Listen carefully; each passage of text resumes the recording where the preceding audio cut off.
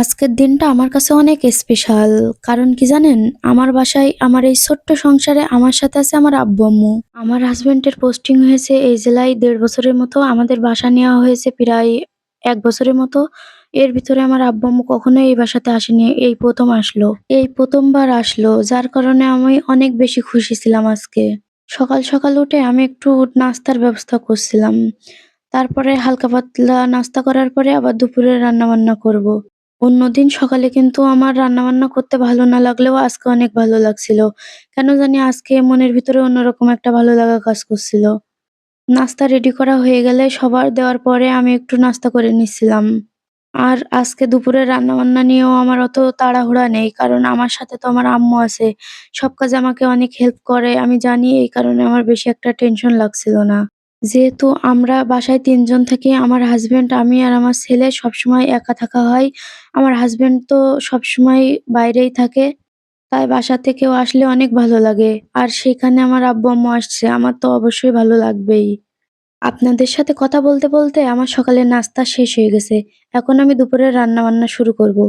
আজকে দুপুরে আমি রান্না করব মহিষের মাংস। ফ্রিজে কিন্তু গরুর মাংস, ছাগলের মাংস, মুরগির মাংস সবগুলোই ছিল।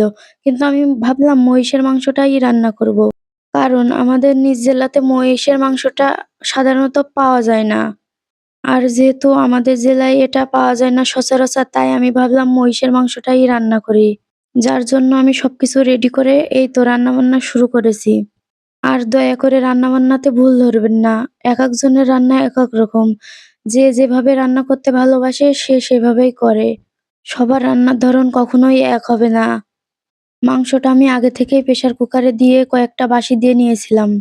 অন্যদিন রান্নার সময় আমার ছেলে কিন্তু অনেক ঝামেলা করে। আজকে আমার কাছেই আসছে না, কারণ কি জানেন? আজকে তার নানুকে পেয়েছে। আমার ছেলে বিশ্বাস করবেন না, আমাদের বাসায় কেউ আসলে ও এত পরিমাণে খুশি হয়, বিশেষ করে মনে হয় সে একটা খেলার সাথী পেয়েছে। আমার সব কাজে ও এত পরিমাণে ঝামেলা করে, আর আমার আব্বু-আম্মু আসার পর থেকে তাদের কাছেই আছে। আমি তো আমার মতন রান্নাবান্না করছি, সে আমাকে একটুও ঝামেলা করছে না। মাংসের পাশাপাশি সবজিও রান্না করছিলাম, কিন্তু সেইটা আর ভিডিও করা হয় নাই। আব্বু-আম্মু আমার বাসায় আসার পরে আমি ভিডিওর দিকে একটু কমই ফোকাস দিচ্ছিলাম, কারণ আমি চাচ্ছিলাম আমার সময়টা আব্বু-আম্মুর সাথে কাটাতে। এখানে কি, কি আনছিল সেগুলোই একটু, একটু দেখাচ্ছিলাম। কিছু, কিছু উঠায় রাখছি আর কিছু, কিছু বাইরে আছে, সেগুলোই আপনাদের সাথে শেয়ার করছি। আমার আম্মুরে আমি বলছিলাম কিছুই আনার দরকার নাই। সব জায়গায় সবকিছুই পাওয়া যায়। কোথাও দাম বেশি, কোথাও দাম কম। বিশেষ করে আমি বলেছিলাম কাঁচা সবজিগুলো আনার দরকার নাই। এখানে সবকিছুই পাওয়া যায়। কিন্তু আমার আম্মু তো কোনো কথাই শুনবে না। নিয়ে চলে এসেছে। আমি আবার এগুলো দেখে রাগারাগি করছিলাম। বলছিলাম, "আমরা কি দেশের বাইরে থাকি নাকি যে দেশীয় সবজিগুলো সবকিছু আনতে হবে? এখানে তো সবকিছুই পাওয়া যায়। তোমাদের এত কষ্ট করে কি জন্য টেনে আনা লাগবে?" আর আমরা কিন্তু আজকে ঘুরতেও গিয়েছিলাম। সেই ভিডিওটা আর এর সাথে যুক্ত করিনি, কারণ অনেক বড় হয়ে যাবে। আশা করি পরবর্তী ভিডিওতে সেটা শেয়ার করব।